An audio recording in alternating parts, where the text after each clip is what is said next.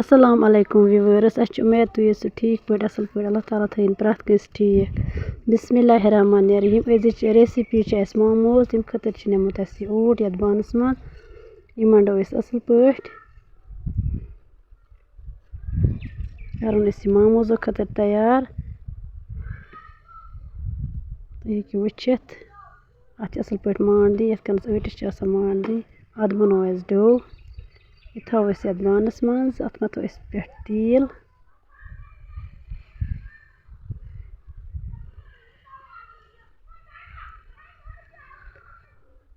थवन यह कवर कर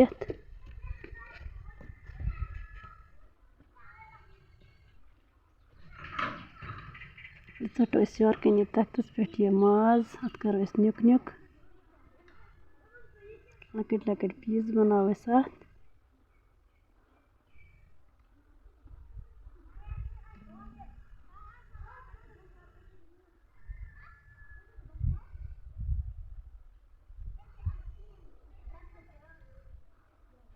तुम वुचित योरकन लगो तेल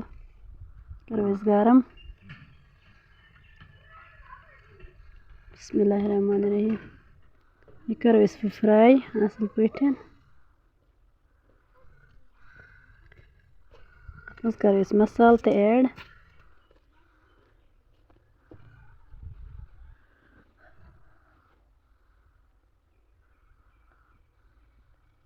वन चमचा मरचंगन चमचा लिदर चमचा ओड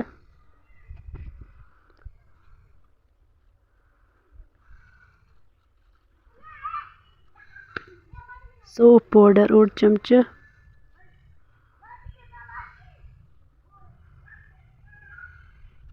करो यह फ्राई असल पे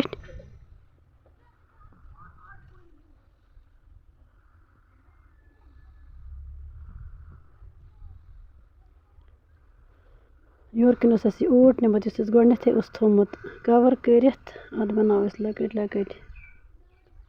पैर ज़्यादा लकट तक बनावन की तुम वुचित कत बड़ बनाओ अत ोट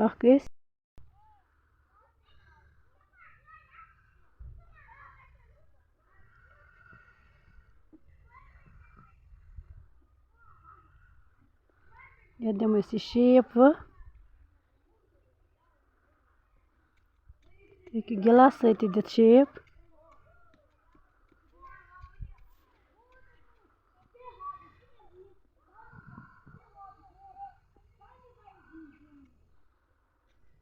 अत त्रो मिक्सचर मज वटोन यह दमोस शेप तगन यह शेप दिस ये तुम हेकु कह त शेप दिथ वुचित कु शेप दिवान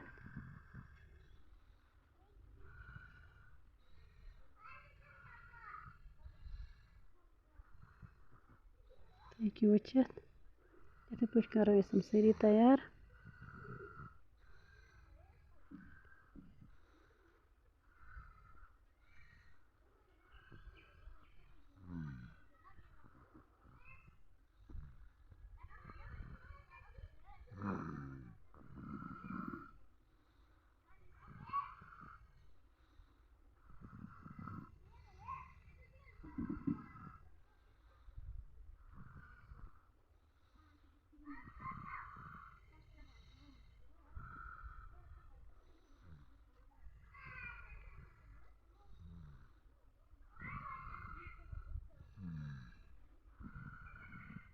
इथे पे कर सारी तैयार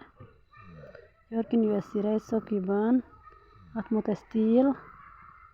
त्रोक अत मन सारी बिस्मिल्लाह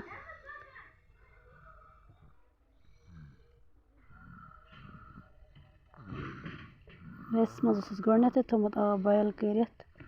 थोक अत पे करो कवर थवन 5-10 मिनट 10 मिनट गई तुम हेकु वुचित कत गई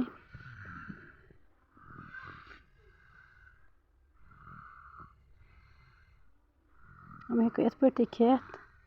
योरकन लगो तेल गस गरम बिस्मिल्लाह त्रोक अत मज करो फ्राई करो हल्का फ्राई।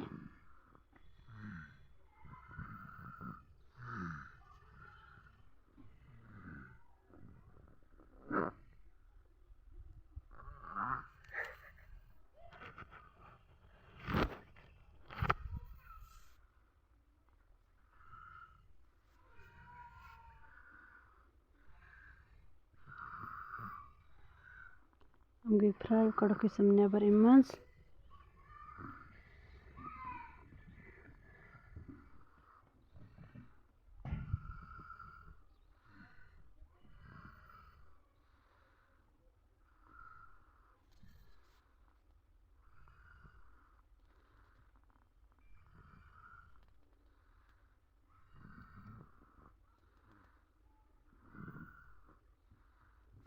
वुचित हम गई फ्राई।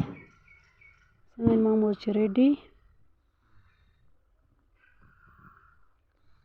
अगर ते सन मोमोज पसंद आसनो आमत चैनल करो सब्सक्राइब, वीडियो करो लाइक शेयर, बे दीजो पन फीडबैक। अति सत करो अजुक वीडियो एंड। Allah Hafiz.